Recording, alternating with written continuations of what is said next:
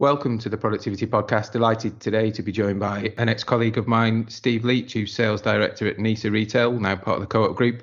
Morning, Steve. How you doing? Morning, Simon. Yes, really well, thank you. Thanks for inviting me onto the podcast. No, you're more than welcome. We will touch on football at the end, so we won't talk about Leyton Orient and Sunderland quite yet. But as supporters of two teams that have had a relatively bleak last, I wouldn't say 100 years, but certainly 50 years, we'll touch on that later. So, Steve, we worked together at Boots, which seems like a lifetime ago now, and Vodafone. But for those that maybe aren't familiar with you, it'd be good if you could give us a bit of a career background, where you've worked, what you've done until your role today. Yeah, sure. Thanks. So amazingly, feeling really old already before I've started describing this. It's celebrating my 30th year in retail this year in 2020. So I started life in 1990 as a young management trainee in Marks and Spencer's and spent the first 11 years of my career traveling around the country and getting a really good induction into retail with the M&S scheme. And the highlight of the first part of my career was 3 years in the Marble Arch flagship in London, which was fantastic and a really good education in sort of managing head office visitors and a store in those days that was doing £5.5–6 million a week. So that was the highlight of M&S. I then moved out and spent 3 years with Sainsbury's as a store manager, where I specialised in new store openings. And that's when I jumped into Boots. Spent 7 years with Boots as a chemist in a combination of field and central roles, but ran retail operations at the time where Boots and Alliance Boots sort of merged, got taken private, and we sort of took 1,200–1,400 Boots stores to become 2,500, and had the fun of being in retail operations when Number 7's anti-aging cream Protect and Perfect first took off, which was a lot of fun. So after Boots, I then went into Vodafone and ran their retail estate for 2.5 years before I joined Nisa in January 2014, 7 years ago. And I'm currently the sales director and accountable for supporting all of our sales and retail partners and recruiting new business for the group. Brilliant. So a really strong background of brands there. You reminded me of a couple of things at Boots. Actually, I forgot about the whole Protect and Perfect queues, and I'd forgot about the whole Alliance integration as well. Actually, they were in interesting times, and you learn a lot when two businesses come together, don't you? As I think you probably experienced again recently with Nisa and kind of Co-op joining forces. So a strong background. Retail's a funny one because most people fall into it. So was it something that you planned to do or something that you fell into? I planned to get into it. I've shown my age now. I was the very first year to do the new GCSEs, and there was quite a challenge of how that was implemented.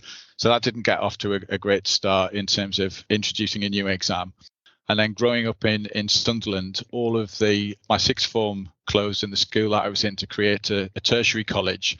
And that got off to a really poor start. So after a very difficult few years in education and just having sort of obstacles thrown at me, I decided that rather than go to university, I'd try and see if there was a retail career that would beckon. And what I really liked about the M&S scheme was that even though it was 5,000 applicants for 200 management trainee positions, the brilliant thing was if you got into the M&S training scheme, they treated you at 18 no different than if you were a graduate. So I worked really hard to get into there, but always knew that if I'd made the wrong choice, I was then going to go back to university, but never look back. Yeah, it's funny, that's quite similar to my journey in terms of did all right at school, kind of didn't really like sixth form that much, football and other things got in the way, and then fell into retail, did the Do It All Boots management training course, same as, probably not on the same par as the M&S one, but they treated you as an equal and then could have defaulted back to uni. But once you get in there and you start enjoying it and earning money, I think it's really difficult to come back out. I'm a bit of a secret risk taker, really, and once I'm also very determined, because all of my peers went off to university and told me that when they graduated they'd all be earning much more money than me and get a much better job. And by the time that did graduate, I was in the M&S flagship in London on a really decent sort of salary for my age at the time, and unfortunately when everybody graduated, the jobs market was really tough. So it sort of shows a little bit of the early competitive spirit, really. But I think sometimes you've got to try and take some big decisions to try and keep one step ahead. Life's been really strange for the last, seems like forever, at least 9 months. And as we record, we're just heading into lockdown marked. In terms of your world, so convenient supermarkets, you've been the backbone of the nation. In terms of the future of convenience and supermarkets, we've seen big swings into people shopping local. We've also seen big swings into people going back to more what Peter Kay called the big shop. How have you seen it from a nicer point of view? What's changed or what's been the same? Have you seen those big swings? Are we anywhere back to near normal in your eyes? The beauty of the convenience market before the pandemic was we were seeing a big shift anyway in terms of more little and often and local shopping. And I think what's happened with the pandemic is that's just reinforced that consumer trend even more so, because obviously people want to shop where they feel comfortable and that they are known. That sort of community spirit and relationship, it makes a big difference when you're shopping locally with somebody that knows you and your family by name. And I think there's some fantastic examples of community spirit with nicer retailers.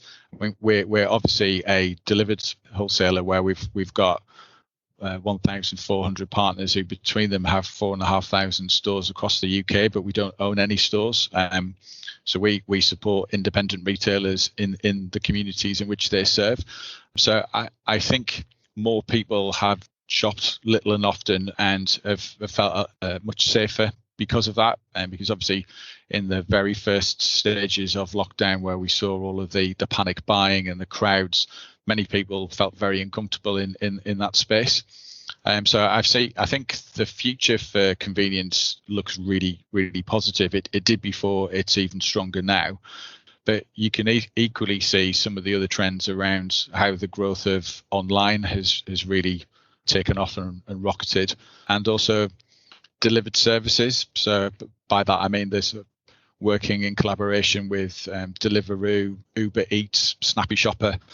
So we're working with many of those brands to partner with our retailers to be able to order online and get that delivered locally as well.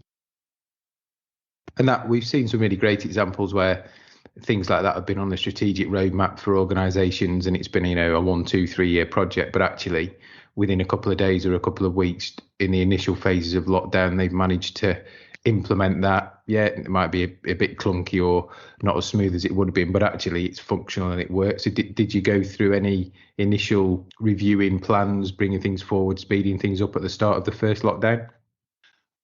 Well, I don't think we could have sped anything up. I mean, this is the really fantastic element of working with independent retailers, because they are much faster and much more agile than large corporates, because it's a very quicker decision making. If you run and own your own business and you've got 10 convenience stores and you want to get after a relationship with Deliveroo or Uber Eats, you can make that happen really, really quickly. And it was just incredibly inspiring to try and see how quickly a lot of our retailers got off the ground and created that online presence. Some people who closed their stores or reduced their opening hours and moved more of their business online. We had stores that were taking telephone orders and supporting local communities. So there was that real sort of community spirit where people leaned in because of the relationships that they had with each of their local stores. So I think that the speed and agility of indie retailers has always been something that's really inspired me, and I've admired since I've joined the business from a more corporate background, because these guys are just brilliant at going really, really quickly. So for people that may not be familiar with that kind of model, do they kind of come to you and say, right, we're going to do this? Is it a kind of committee, a consensus thing, or do they just have the power to, under the umbrella of the brand, to go off and do their own thing? How does the logistics of that kind of stuff work? Our role here is to try and tailor our advice and insight and support into whoever needs it. But it's a selling of ideas, not tell. It's a very different structure because it's a non-managed estate. So a large part of what we do with the field team and the sales team that support partners is just connect like-minded individuals that are wanting to try and do something with somebody else who's already doing it effectively and join that up. So you get a snowball effect really, really quickly. It's just about the relationship and making connections to try and work out nationally who's doing the best idea and then try to spread that as quickly as possible. So that's the role. None of our retailers are governed by us. We help and support them in terms of how they run their business, but it's entirely their call. Our role is just to try and connect them into products and services that we can add value to their businesses.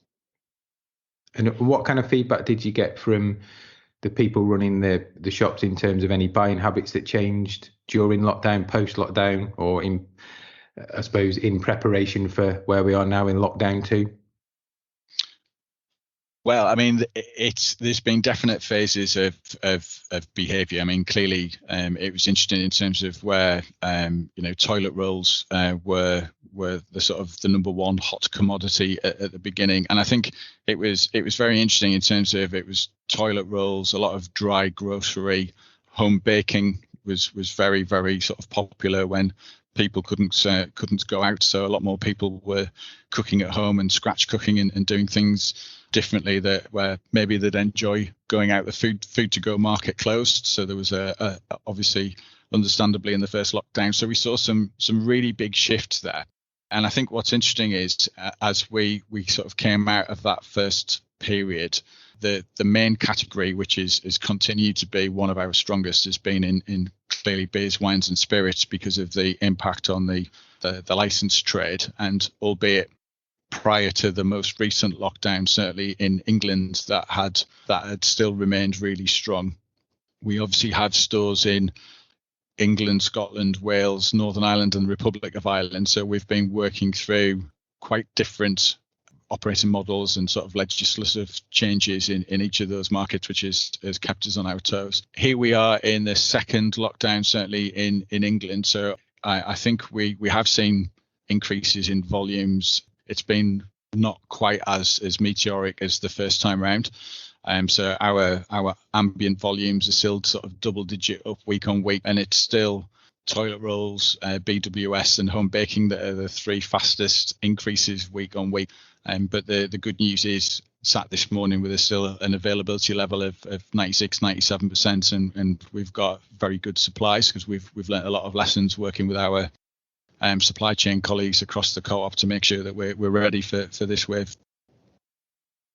We're working on the assumption there won't be any limits on things that people can buy, because I know we got to a point, didn't we, where they limited lots of the multiples, limited the number of items you could buy for all of those products you've talked about, really to I think 3 or 2 in some instances. So we're hoping the supply chain is ready this time.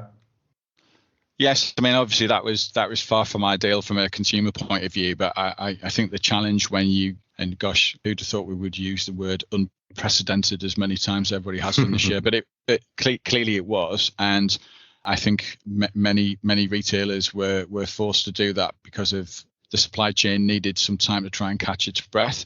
I think there's never a good time to be in lockdown, clearly, and we'd far rather that we weren't, but it's right to try and move through this and get back to new normal a lot faster.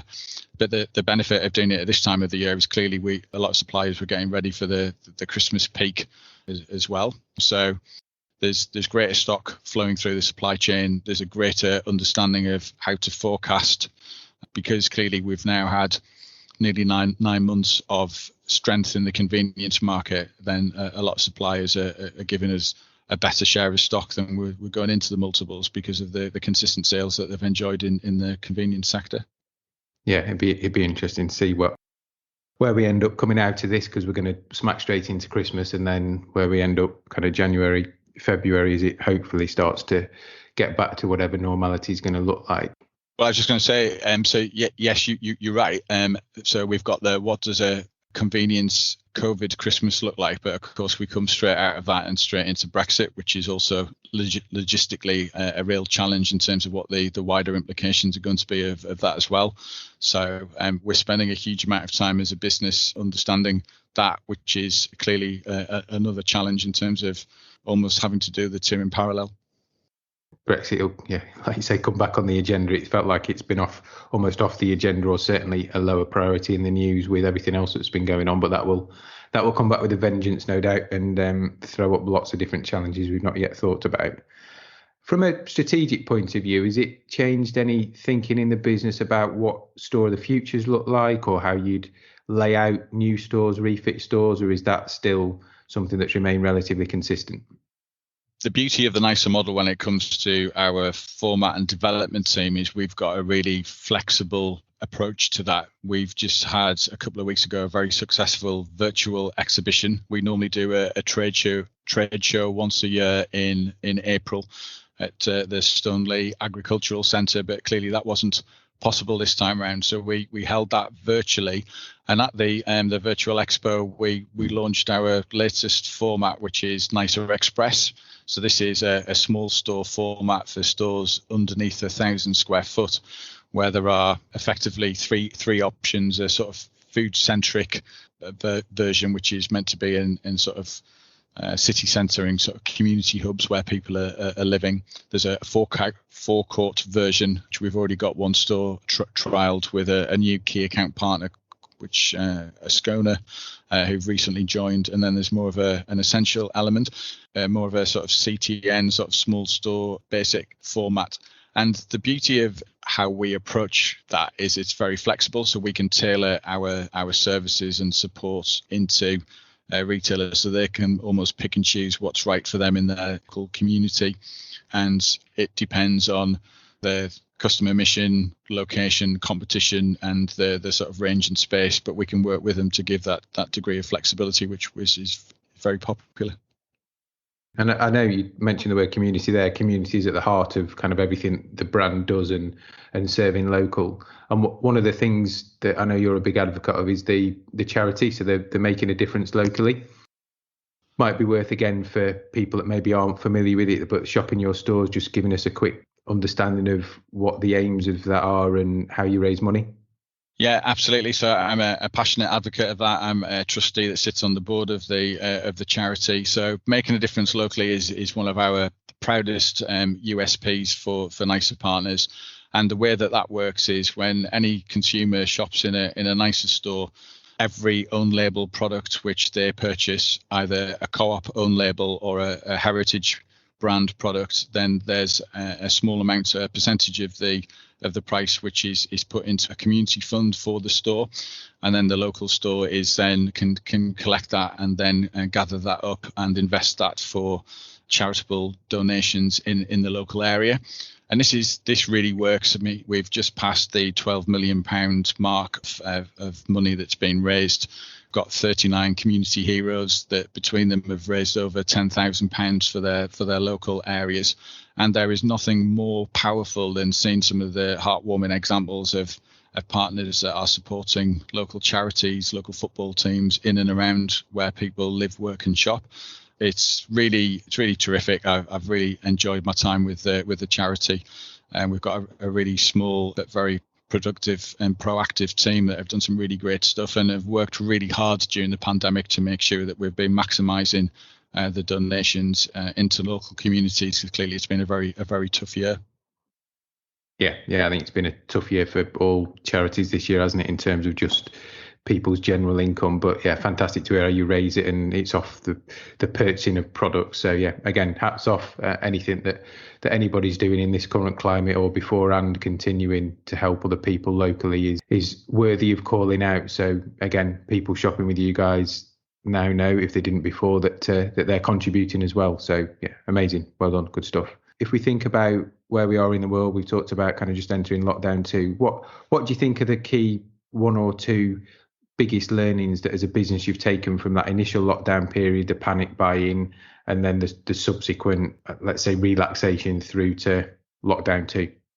Well, I think in terms of support for our retail partners and all of the guys who trade with NISA, the biggest learning is how to help them trade safely through the pandemic.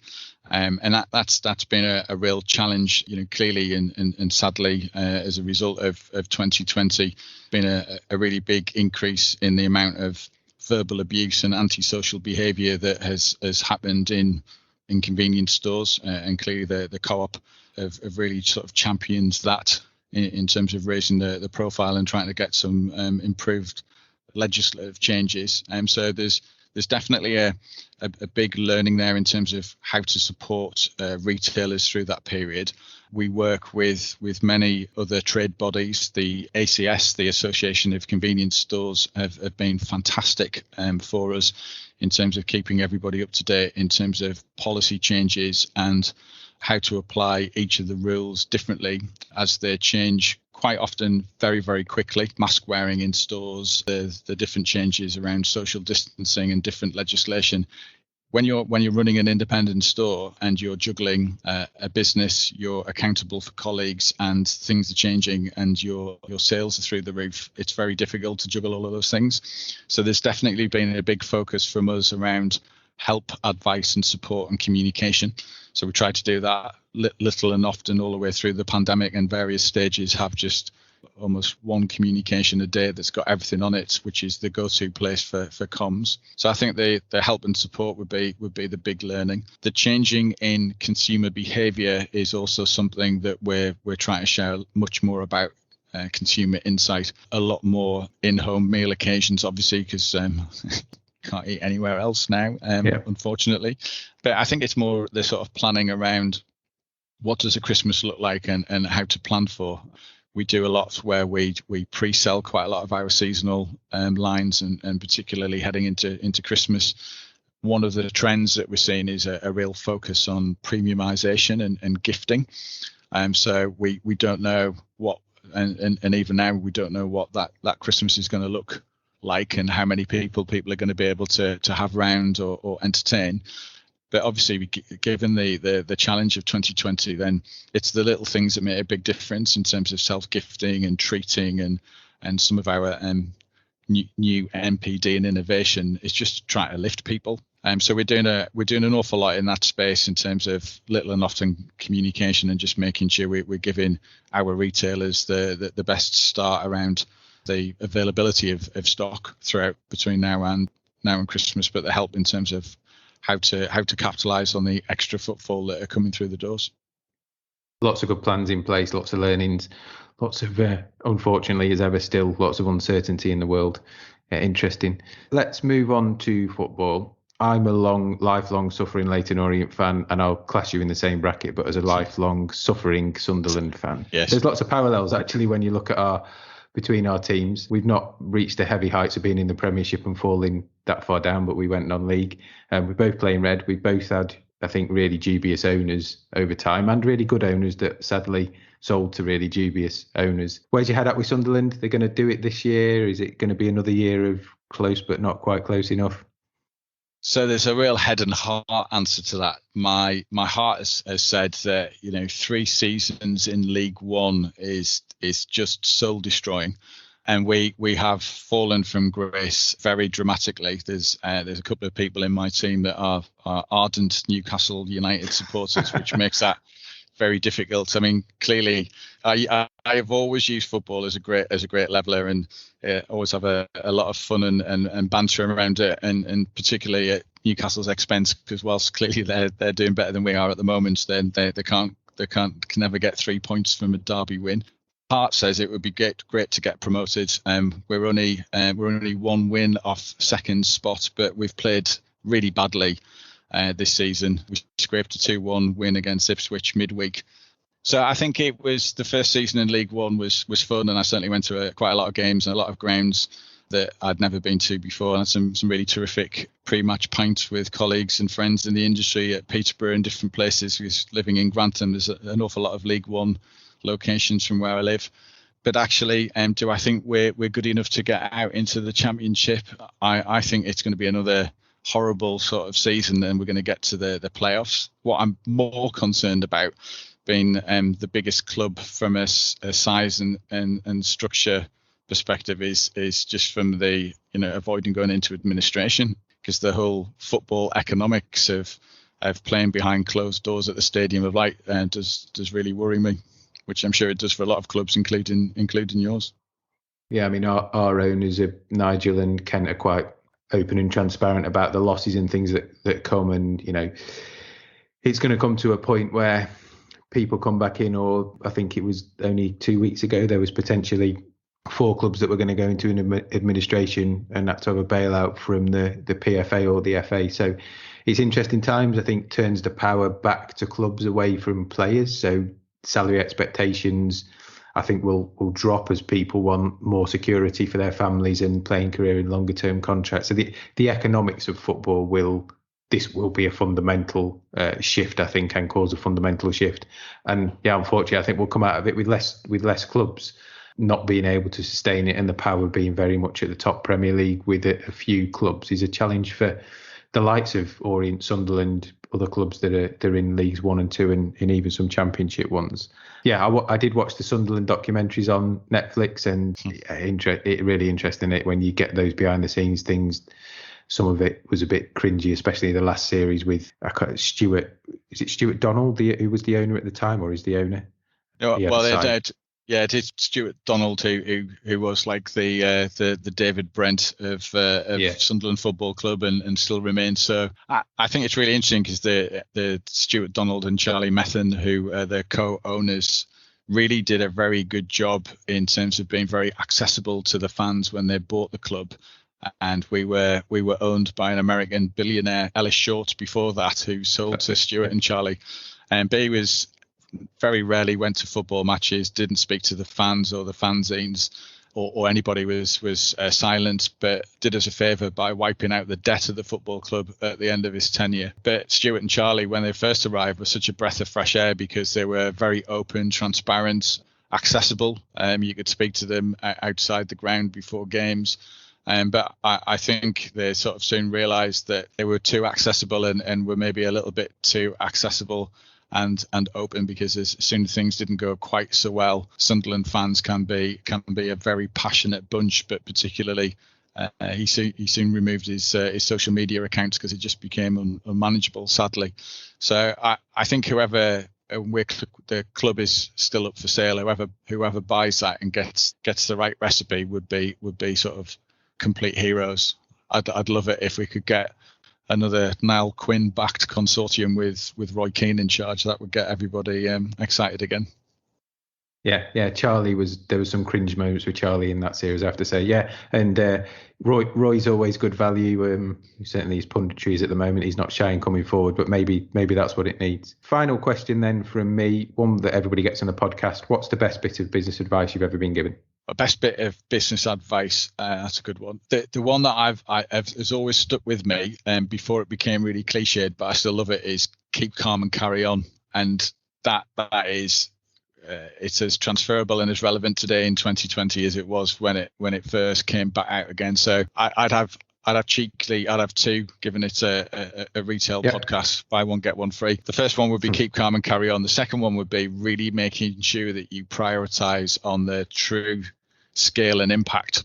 I think when you're in any retail business, it's very easy to get distracted on a multitude of things that are all hit your inbox, but you always need to get after the things that are going to have that big sort of scale and impact, and the sort of 80-20 Pareto, because it's very easy to lose that focus and you can be a busy fool. So always get after the 2 or 3 things that are going to have the biggest commercial and personal benefit. Brilliant. No, I love those 2. It's been a pleasure to catch up, Steve. Look after yourself and we'll speak soon. Thanks for your time. Thanks, Simon.